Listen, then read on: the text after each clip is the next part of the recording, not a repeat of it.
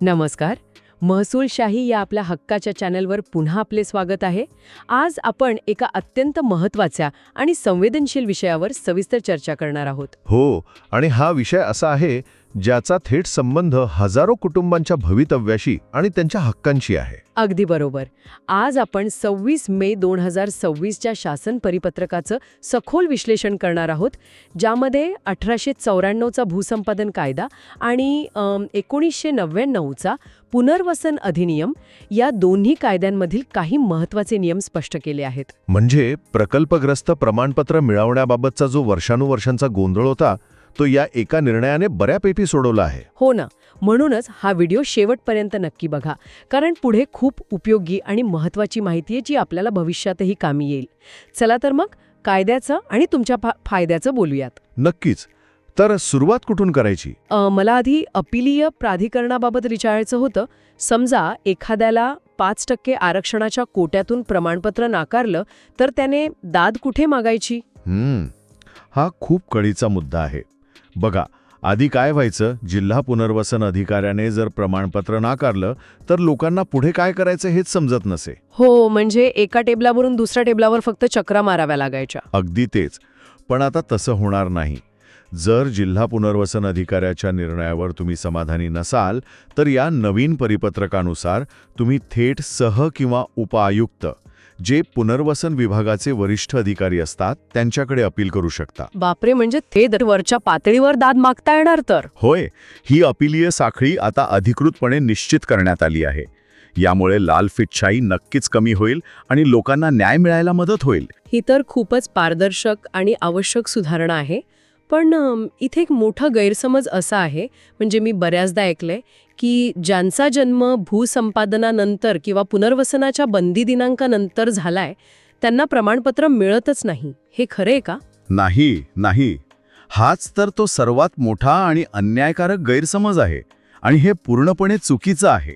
अच्छा, म्हणजे जन्मतारखेचा आणि प्रमाणपत्राचा काही संबंध नाही? मुळीच नाही. बघा, नवीन परिपत्रकानुसार मूळ प्रकल्पग्रस्ताने, म्हणजे ज्याचं नाव 7/12वर आहे, त्याने जर एखाद्या वारसाला नामनिर्देशित केलं असेल तर केवळ त्याचा जन्म बंदी दिनांकानंतर झालाय या एकाच कारणास्तव त्याला अपात्र ठरवता येणार नाही. हा तर खूप मोठा दिलासा आहे. होय ना, कारण जमिनीच्या हस्तांतरणावर नियंत्रण आणण्याचा तो नियम होता. पण काही अधिकाऱ्यांनी तो नियम चक्क माणसांच्या जन्माला लावला होता. काय सांगता? म्हणजे जमिनीचा व्यवहार आणि जन्म या दोन पूर्णपणे वेगळ्या गोष्टींची गल्लत झाली होती तर? अगदी बरोबर. आणि तोच गैरसमज शासनाने आता पूर्णपणे खोडून काढला आहे. ही माहिती अनेक तरुणांसाठी आशेचं किरण आहे. आणि प्रेक्षकांनो, अशीच महत्त्वाची आणि उपयोगी कायदेशीर माहिती रोज हवी असेल तर महसूलशाही चॅनलला सबस्क्राईब करा, लाईक करा आणि शेअर नक्की करा. आणि हो, तुमचे काही प्रश्न असतील तर कमेंटमध्ये नक्की विचारा. नक्कीच. लोकांपर्यंत ही योग्य माहिती पोहोचणं खूप गरजेचं आहे. आता आपण पुढच्या मुद्द्याकडे वळूया. मला एक सांगा, सक्तीचे संपादन आणि थेट खरेदी याच्यात नक्की काय फरक आहे? म्हणजे नाईलाजाने घर सोडणं आणि स्वतःच्या मर्जीने विकणं यातला हा फरक आहे का? अगदी अचूक उपमा दिलीत तुम्ही. बघा, जेव्हा सरकार एखादी जमीन सक्तीने अधिग्रहित करतं तेव्हा त्या कुटुंबाचं अनैच्छिक विस्थापन होतं. म्हणजे त्यांची अजिबात इच्छा नसताना त्यांना त्यांची वडिलोपार्जित जमीन सोडावी लागते. बरोबर. आणि अशाच नुकसानग्रस्त लोकांना आर्थिक आणि सामाजिक आधार देण्यासाठी हे प्रकल्पग्रस्त प्रमाणपत्र मिळतं. हां, अच्छा. पण थेट खरेदीमध्ये काय होतं? तिथे तुम्ही शासनासोबत वाटाघाटी करता आणि स्वतःच्या मर्जीने एका चांगल्या भावात तुमची जमीन विकता. म्हणजे तिथे एक प्रकारचा व्यावसायिक व्यवहार होतो, बरोबर? हो, अगदी तेच. आणि म्हणूनच अत्यंत समजूतदारपणे हे सांगणं गरजेचं आहे की जोपर्यंत कायद्यात काही नवीन बदल होत नाही तोपर्यंत थेट खरेदीने जमीन देणाऱ्यांना हे प्रमाणपत्र मिळणार नाही.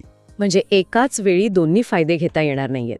एकतर वाटाघाटी करून जमिनीचा जास्तीत जास्त मोबदला घ्या किंवा मग सक्तीच्या संपादनातून मिळणारा प्रमाणपत्राचा आधार घ्या. होय, शासनाची भूमिका इथे खूप स्पष्ट आहे. अनैच्छिक विस्थापन झालेल्यांनाच हा लाभ मिळायला हवा. बरोबर आहे त्यांचंही.